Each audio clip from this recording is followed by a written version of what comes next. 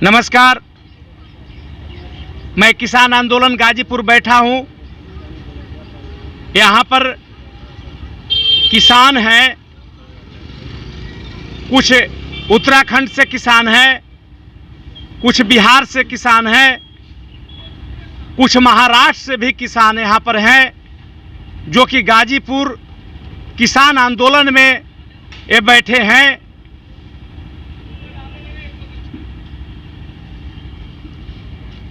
ये गाजीपुर बॉर्डर जो है, इस बॉर्डर पे करीब किसानों के धरना 4 महीना करीब हो चुका है।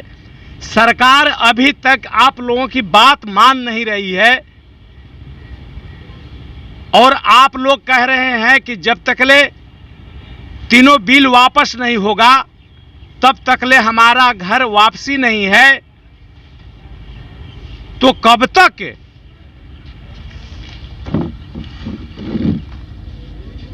कोई भी नियम कानून जो सरकार इस कोरोना महामारी के आड़ में हम किसानों पर जो तीनों काले कानून थोपे गए हैं, ये हमारे समूचे समाज को, नॉट ओनली फार्मर्स, सिर्फ किसान नहीं बल्कि समाज के सारे तबके के लोगों को भूखे मार डालने का ये बहुत बड़ा घिनौना षड्यंत्र है।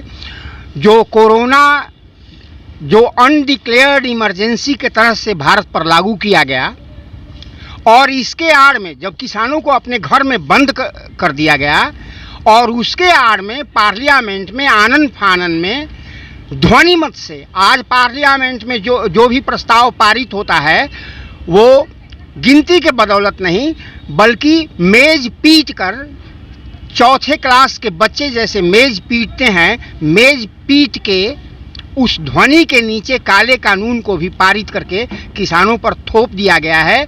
ये न कि किसानों का सर्वांगीण विनाश कर देगा बल्कि पूरे भारतवर्ष के जितने हमसे भी गरीब तबके के जो लोग हैं उनका पूर्णतः सफाया हो जाएगा। बिना खाए पिए ये लोग मर जाएंगे। सरकारी राशन की दुकानें बंद हो जाएंगी। मंडियों के ख़त्म होने के साथ सरकार कोई भी खरीद नहीं करेगी, अतः राशन का दुकान भी बंद हो जाएगा और गरीबों को राशन भी नहीं मिलेगा। इस तरह न कि एक तरफ तो किसान मारा जाएगा और दूसरे तरफ जो किसानों से भी गरीब तबके के लोग हैं ये तो बिल्कुल ही इस नियम कानून के तहत पीस दिए जाएंगे। राशन की दुकानें बंद हो जाएंगी। कहाँ जाएगी ये जनता? इधर किसान मारा जाएगा और उधर मजदूर मारा जाएगा। और अगर कोई ऐश की जिंदगी जिएगा तो ये पार्टी के पत्तेबाज, धार्मिक दंगेबाज और घोटालों के बेताज बादशाहों का ही राज इस भारत पर चलेगा। बाकी सारी की सारी जनता भूखी मार डाली जाएगी इन पार्लियामेंटेरियनों द्वारा। तो कब तक मारी जाएगी भाई? कोई भी आंदोलन जो इस तरह का ऐतिहासिक आंदोलन, आप ध्यान दीजिए कि ये ऐतिहासिक आंदोलन और शांतिपूर्ण है, जहां पंजाब, हरियाणा और उत्तर प्रदेश के ही मात्र किसान नहीं जुटे हुए हैं बल्कि सारे भारतवर्ष का प्रतिनिधित्व ये किसान समाज कर रहा है आज। तो सारे भारतवर्ष के लोग जो एकत्रित नहीं थे वो एकत्रित हो रहे हैं और ये क्रांति का स्वरूप बिल्कुल ये ही ले सकता है। ये पैट्रियोटिक रिवॉल्यूशन के रूप में बदल सकता है। आज 125 साल में पूरे विश्व में 2 ढंग से क्रांतिकारी परिवर्तन हुए हैं। एक तो कम्युनिस्टों द्वारा हुआ है और दूसरा पैट्रियोटिक रिवॉल्यूशन द्वारा। पैट्रियोटिक रिवॉल्यूशन का इससे बढ़िया उदाहरण भारत में या विश्व स्तर पर भी कहीं देखने को नहीं मिला है आज तक के इतिहास में। अब एक और किसान हैं जो कि गढ़वाल से हैं, उनसे भी थोड़ा सा बात कर लेता हूं। कोरोना पिछला साल आया था, जब स्टार्टिंग दौर था तो 1 लाख में 450 के करीब था।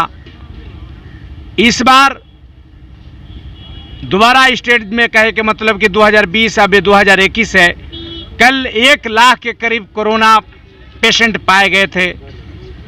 इसमें आप लोग आंदोलन कर रहे हैं, आप लोगों के कोरोना से डर नहीं लग रहा है? असल में ये कोरोना एक भ्रम सा दिख रहा है हमें, जहां इस सरकार को अपना फ़ायदा उठाना होता है, अपने राज भाग की प्राप्ति करनी होती है, जहां इलेक्शन की कैंपेनिंग होती है, वहां पे ये कोरोना नहीं चलता। अगर बंगाल में देख लें, असम में देख लें, जहां ये लाखों की तादाद में सड़कों पे उतरे हैं, अपने पार्टी को जिताने के लिए, अपने कैंडिडेट को जिताने के लिए सड़कों पे लाखों की भीड़ इकट्ठा कर रखी है, वहाँ कोरोना नहीं है। और जहाँ पे लोग अपने हक की, सच की, ईमानदारी की बात कर रहे हैं, उसको कोरोना काल का ड्रावा देके कि आपका आंदोलन इस देश के लिए एक खतरा पैदा कर रहा है, एक भ्रम की स्थिति पैदा करके लोगों को डराया जा रहा है। कोरोना काल में इस सरकार ने कोरोना काल की आड़ में ये 3 काले कानून वापस कर दिए। इन्होंने हर जगह कोरोना के कारण स्कूल बंद करा दिए, अस्पतालों तक ताले लगवा दिए, रेल बंद करवा दी, रेल बंद करवाई, रेल बेच दी, बच्चों के स्कूल बंद है, फीस चालू है, उसके बाद हर सरकारी विभाग बंद है, फिर भी बिल पास हो रहे हैं। अगर उन बिलों का हम विरोध करने सड़कों पर उतरते हैं तो हम इस सरकार के विरोध में हो गए। अगर हम विरोध करते हैं तो ये टुकड़े टुकड़े गैंग है, ये अलगाववादी हैं, ये नक्सलवादी हैं, ये पाकिस्तान फंडिंग है, ये खालिस्तानी है, ये चीन की फंडिंग है। ये बताओ, हम इस देश के नागरिक होने के कारण हमारा संवैधानिक अधिकार है कि जो हमारे साथ गलत कर रहा है, जो हमारे अधिकारों का अपमान कर रहा है, हमको दबा रहा है, हमारे देश के कानूनों को दबा रहा है, उसका विरोध करना गलत है। और जो ये अपनी सरकार की प्राप्ति के लिए मनमानी करते हैं वो सही है। हम अपने अधिकारों के लिए यहाँ बैठे हैं। ये कोरोना की आड़ में जो गोरख धंधा इन्होंने चला रखा है, जो जब से कोरोना आया है तब से सरकार ने फंडिंग के नाम पे लोगों से पैसा मांगा, वो पैसा कहाँ गया? करोड़ों की तादाद में एक आदमी ने कई 100 करोड़ रुपए सरकार को दिए फंडिंग के नाम पे, ताकि समाज में लोग एक अच्छी स्थिति जी सके। मगर फिर भी जो लोग अपने घरों में बंद थे, जिनकी नौकरियां चली गई, जो बिजली का बिल जमा नहीं कर पाए, पानी का बिल जमा नहीं कर पाए, वो आज मजबूर हैं। मगर फिर उसके बाद उनको रोजगार गया, उन पे वो कर्जा आ गया, फिर भी अब कोरोना के काल में फिर कोरोना आ जाएगा, फिर वो घर पे फंसेंगे। ये सरकार केवल एक षड्यंत्र खेल रही है अपने कुछ हितकारी लोगों को फायदा पहुंचाने के लिए, उनको फायदा पहुंचाने के लिए ये सब षड्यंत्र चल रहा है। 15 करोड़ वो है कौन? जो बड़े उद्योगपति हैं, अडानी हैं, अंबानी हैं, टाटा हैं, बिरला हैं, जिनके कारोबार में मैं आपके बात कहूँ, आप ये कहीं चेक कर लें भी, इनके जो इनकम प्रॉफिट का जो रेट है पिछले 1 साल में 3 गुना से ज़्यादा है। अंबानी की प्रॉपर्टी आप देख ले, अडानी की देख लीजिए, अब इनकी प्रॉपर्टियाँ इंक्रीज की और इस देश में 15 करोड़ लोगों का रोजगार खत्म हुआ है।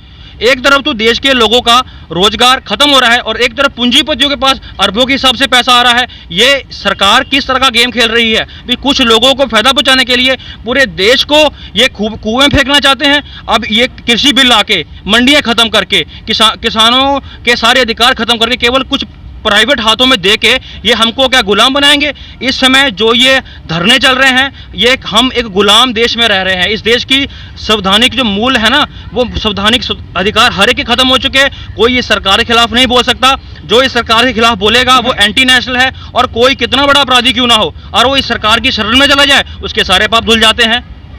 ये किस तरह का राज चल रहा है? राम राज के नाम पे यहाँ गुंडा राज चल रहा है, और उसका अगर हम विरोध करते हैं तो हम इस देश विरोधी हैं, नक्सलवादी हो गए। हम अपने अधिकार लेने के लिए दिल्ली में बैठे हैं, और जब तक सरकार हमारे अधिकार हमको नहीं देगी, हम किसी भी रूप में यहाँ पे डटने के लिए, गर्मी हो, सर्दी हो, बरसात में डटे हैं, डटे रहेंगे। हमने हर तरह का यहाँ पे किसानों का इंतजाम है। सर्दी हमने देख ली, गर्मी अब शुरू है, गर्मी भी देखेंगे आगे हैं, बरसात भी देखेंगे। अगर सरकार अड़ियल रवैये पे अड़ी हुई है तो किसान भी अपना रवैया नहीं छोड़ेंगे, और हम अपना हक अपने घरों में लेके जाएंगे, और आने वाले अपने बच्चों का भविष्य हम बचा के रहेंगे, ताकि कल हमको बच्चे यह ना कहें जब इस देश में इतना बड़ा लूट मची थी, आपने अपने अधिकारों की आवाज़ क्यों ना उठाई। हम अपने जमीर को जवाब देंगे, आज नहीं देंगे, हम जीत के अपने घर जाएंगे, और जब तक बिल वापसी नहीं है तब तक घर वापसी नहीं है। एक और किसान है, आपका नाम? मेरा नाम सैयद नौशाद आलम, मैं बम्बई में रहता हूँ, मैं भी किसान का बेटा हूँ। और ये मैं कहना चाहता हूँ कि ये रैली सिर्फ पंजाब और गुजरात का नहीं है, ये पूरा हिंदुस्तान के किसान और जो भी सेकुलर हैं, जो भी इस देश के नागरिक हैं, हमारी सरकार को ये सोचना चाहिए था कि यही जवान, यही जो बॉर्डर पर लड़ते हैं, जो खेतों में खेती करते हैं, इससे ही हमारा हिंदुस्तान है। और इस हिंदुस्तान के नागरिक को, हमारे किसानों को इस तरह से जो है रोड पे आना पड़ा। आज भी मैं अभी थोड़ा देर पहले देखा, मासूम बच्चे, किसान के छोटे छोटे बच्चे पढ़ रहे ABCD, उन्हें स्कूल का जाना चाहिए था और इन्होंने रोड पे ले आया है। तो मैं रिक्वेस्ट करूँगा कि ये किसान आंदोलन है, ये आंदोलन से बड़ा बड़ा हुकूमत हिल गया है। तो हमारी सरकार आपसे इल्तिजा है कि आप हम ऐसे किसानों को, जितने हिंदुस्तान में प्रदर्शन हो रहा है, उनकी बात को मानते हुए ये जो कानून लाए हैं इसको ख़त्म कीजिए। अरे आपके ही हम नागरिक हैं, हम हिंदुस्तानी हैं, हमको विदेश से नहीं आए। आप मुझे खालिस्तानी, पाकिस्तानी, टेररिस्ट बोलते हैं। क्या अपना हक की लड़ाई लड़ने के लिए हम टेररिस्ट हो गए? नहीं, हम उस वक्त भी आंदोलन किए थे। गांधी जी के दौर में भी हमारे बाप दादाओं ने देश को, हमारे हिंदू, मुस्लिम, सिख, ईसाई ने मिलकर इस देश को 1947 के पहले आज़ाद कराया। और आज भी हम सब मिलकर इस काला कानून को इस देश से आज़ाद करा के रहेंगे। हम सब भाईचारा रहेंगे। कोई भी फिरका परस्त पार्टी यहाँ पर जो भी बात बोलती है, ये हम लोगों में नफरत डालने की बात करती है। देखिए, मैं मुस्लिम हूँ, हम बम्बई से आया हूँ, मैं 4 दिन से होटल में रह के रह रहा हूँ। मैं अपने किसान भाइयों के साथ में आके आंदोलन कर रहा हूँ और ज़रूरत पड़ेगा तो किसान के लिए कुछ भी करने को तैयार रहूँगा। और किसान कभी पीछे नहीं हटेगा। ये किसान कभी भी डरता नहीं है, क्योंकि खेत में अनाज उगाता है। बारिश हो, आंधी हो, तूफान हो, ये अनाज पैदा करने के लिए, ये अनाज सिर्फ अपने घरों पर नहीं लाते, पूरा देश विदेश जाता है। तो इसलिए मैं अपने माननीय प्रधानमंत्री जी से, पूरी सरकार से ये रिक्वेस्ट करूँगा कि आप में अगर थोड़ा सा भी इंसानियत है तो हमारे किसान को, हमारी माँ बहन जो रोड पर बैठी हुई है, उनकी आंसू को, उनकी तपस को देखते हुए काला कानून वापस कीजिए। नहीं लाइएगा तो हम लोग यही जान दे देंगे, लेकिन हम लोग झुकेंगे नहीं। जय हिंद, जय भारत। एक और किसान है, आप कहाँ से हैं? जी, मैं बिहार से, जमुई डिस्ट्रिक्ट से। मैं आज 4 दिन से आया हूँ अपने साथी के साथ, और मैं संपूर्ण ये किसान रैली जो गाजीपुर बॉर्डर में आज 132 दिन होने को जा रहा है, जो दुनिया में, हिंदुस्तान नहीं दुनिया में एक तारीख रचा है, इतिहास बना दिया कि इतनी लंबी रैली आज तक कहीं नहीं चली है और लंबी चलेगी जब तक ये नहीं मांगेंगे।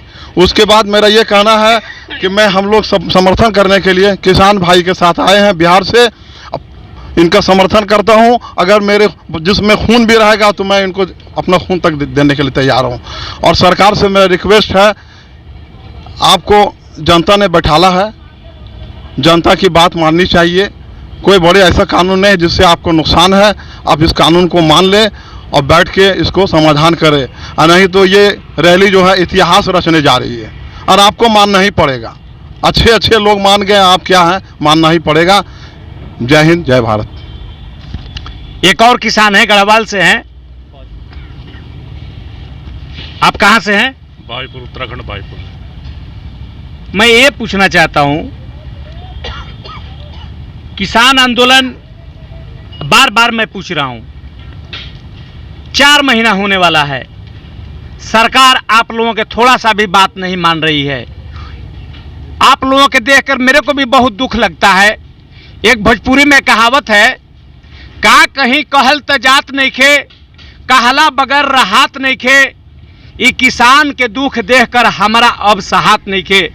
हम ये बात इसलिए ये भोजपुरी में एक व्यंग किया हूँ कि किसान आज 4 महीना से हो गया, सरकार इनकी अभी तक बात नहीं माना।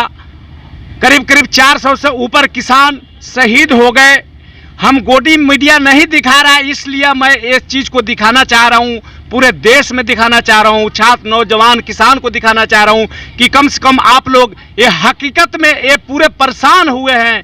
परेशान होकर बुजुर्ग माताएं, बुजुर्ग पिता, यानी सभी लोग यहाँ पर हैं, 4 महीने से तपती धूप में सह रहे हैं। हम इसी पर थोड़ा सा एक और किसान से बात करना चाहता हूँ। 4 महीना हो गया, अभी तक सरकार बात नहीं मानी आप लोगों के, आखिर कब तक? देखो जी, जब तक ये सरकार नहीं मानेगी हम तो जाने वाले नहीं हैं यहाँ से। तो सरकार को किसी से कोई, वैसे सरकार को कोई फिक्र नहीं है, उसे तो सिर्फ अपने इलेक्शनों की फिक्र है, किसी से कोई उसे लेना देना नहीं, कुछ नहीं है। अब पश्चिम बंगाल में इलेक्शन हो रहे हैं, मोदी जी वहाँ पे पूरा जोर लगा रहे हैं अपना, ठीक है। बिहार में ये 2006 से लागू बिल है, वहाँ पे इतना नुकसान है, इतना काश्तकारों का नुकसान हो रहे हैं, इनको ये नहीं पता कि हमारे ऑल ओवर इंडिया में सबसे गरीब देश बिहार है। जहां से 2006 से बिल ये लागू है। उनको यह सोचना चाहिए कि ये दुगनी आय दुगनी कर दें, किस हिसाब से दुगनी कर देंगे? पहले अब बिहार को तो दुगनी, पहले बिहार की तो आय आप दुगनी कर लो, दूसरी स्टेटों की तो बाद में करना। फिर ये इनको कोई फिक्र नहीं है, अपने सिर्फ इलेक्शन में असम में और पश्चिम में पूरा जोर लगा रखा, इन्होंने किसी से कोई मतलब नहीं है। अब छत्तीसगढ़ में नकलसियों ने 22 हमारे आर्मी वाले को मार दिए हैं, हमारे सैनिक जो मार दिए हैं, उसके इनको कोई परवाह नहीं है कि हाँ वो कैसे मर गए, क्यों मर गए। और अंबानी की मकान के आगे एक स्कॉर्पियो में मिला, बम मिला, उसका उन्होंने जो उसका गुनाहगार था उसे ढूंढ लिया, ठीक है, उसको पता लग गया कि वो हाँ जी उनको किसने करा किसने नहीं करा, वो उसको ढूंढ लिया, लेकिन इनका किसी को कुछ नहीं पता चलेगा। और जो पुलवामा में हुआ हमला, जो हमारे सैनिक मारे गए, वो इनको मिलेंगे, वो ना ही मिलेंगे, ना ही मिले हैं अभी तक। और अपनी सिक्योरिटी इनकी जेड सिक्योरिटी है, सबको है, बढ़िया बढ़िया गाड़ियां हैं, किसानों को कुछ नहीं है, किसान सड़क पे बैठे हैं, सैनिक हमारे मर रहे हैं, इनको कोई किसी से मतलब नहीं है, सिर्फ इन्हें सत्ता हथियानी है कि सत्ता हमने लेके जानी है। और इनसे कोई किसी को कोई ना, इनको किसानों से ना, जनता से ना, सैनिकों से, किसी से कोई इनको लेन देन नहीं है। लेकिन हम किसान हैं, हम अपना हक लेके जाएंगे, जब तक ये सरकार नहीं मानेगी हम यहाँ से हिलने वाले नहीं है, हम अपना हक वापस लेके ही जाएंगे। एक और बात, आप गढ़वाल से हैं, पूरे भारत के किसान को अपनी बात के माध्यम से इस आंदोलन से क्या संदेश देना चाहते हैं? मैं सभी किसान भाइयों से, जो किसान भाइयों से, मजदूरों से, सबसे निवेदन करना चाहता हूं, इनकी सरकार की बातों में मत आओ। ये सभी झूठे वादे कर रहे हैं, किसी की आय दुगनी नहीं होगी, कुछ नहीं होगा। अगर हम ये देखें, हमारे आज से 2 साल पहले हमने धान बाहर वाली मंडी के, सरकारी मंडी के हिसाब से बाहर धान बेचा हमने, जो प्राइवेट कंपनियों ने हमसे धान खरीदा वो 1700 साढ़े 1700 में खरीदा। लेकिन इस साल हमारा धान, वही धान हमारा 1500 1400 1200 में बिका। क्यों बिका? अगर हमारी आय अगर मंडियों में अगर प्राइवेट लेना चाहती है तो प्राइवेट खुले क्यों, मंडी में क्यों नहीं ले रही है? अगर प्राइवेट कंपनी लेना चाहती है मंडी में ले, बोली लगाए, ऊंची बोली ले धान वहां से। लेकिन हमारे कारण वहां पे नुकसान झेल लेंगे। ये सरकारी आगे ये बहकावा देते हैं, हाँ ये छोटे किसानों को, हाँ ये तुम्हारे लिए बहुत बढ़िया है, तुम्हारी ये आय दुगनी हो जाएगी, कुछ नहीं होगा। किसान भाइयों से मैं बेनती करना चाहता हूँ, इनकी ये बातों में मत आओ, किसानों का साथ दो। ये जितने सभी इसमें सभी मजदूरों का, किसानों का, सबका, मजदूर किसान तो हैं ही है, पब्लिक का भी बहुत नुकसान है। इन्होंने जितनी ये सब्सिडियां सब बंद कर देनी है, अपने गैस पे सब्सिडी इन्होंने बंद कर दी हैं, पेट्रोल पे कुछ नहीं दे रहे, डीजल हमारा सबसे महंगा। कोरोना काल में इन्होंने हमारी मदद करने की बजाय हमें और हमारे कपड़े उतार लिए इन्होंने, ठीक है। सभी देशों में सबने अपने कोरोना काल में अपने डीजल पेट्रोल के रेट कम किए, लेकिन इन्होंने अपने रेट अपने बढ़ा लिए। क्यों हम किसी और देश के हैं? अगर तुम अपना देश भला करना, इन्होंने इतने लोग मर गए, जो लोग दूसरी स्टेट से दूसरी स्टेट जाना चाहते थे वो मर गए। क्यों मर गए? तुम क्यों नहीं तुम सहायता कर रहे हो? हैं? तुम्हें अपने लिए तुम्हें सब कुछ चाहिए, किसानों के लिए कुछ नहीं चाहिए, जो जनता उसके लिए कुछ नहीं चाहिए। मैं सभी किसान भाइयों से बेनती करना चाहता हूं, अब लड़ लोगे तो अच्छा रहोगे, कल को तुम्हारी नस्ल खत्म हो जाएगी, ये कुछ नहीं हो सकता। कृपया करके आप सभी ज़्यादा से ज़्यादा किसान यहाँ पे आएँ, जितने हम किसान यहाँ बैठे हमारा साथ दो। अगर बचना चाहते हो, अगर नहीं बचना चाहते हो तो ये सरकार जो करना चाहती है, सभी ये गुलामी दोबारा हो जाएगी। ये पहले हमने अंग्रेजों की गुलामी करी, अब ये हमारे ही ये जो हैं हिंदुस्तान के जो नेता हैं, ये हमें अपना गुलाम बना लेंगे और ये अंबानी अंडानी की गुलामी हमें करनी पड़ेगी। कुछ नहीं हो सकता। ये हमारे देश का सबसे बड़ा दुर्भाग्य है। ये 2 साल हमारे देश के सबसे दुर्भाग्यपूर्ण वो हैं कि हम अगर आप संभल गए तो ठीक है, नहीं तो हमारा कुछ नहीं हो सकता। धन्यवाद। कैमरामैन पंचम कुमार के साथ हरे राम यादव, किसान आंदोलन गाजीपुर बॉर्डर।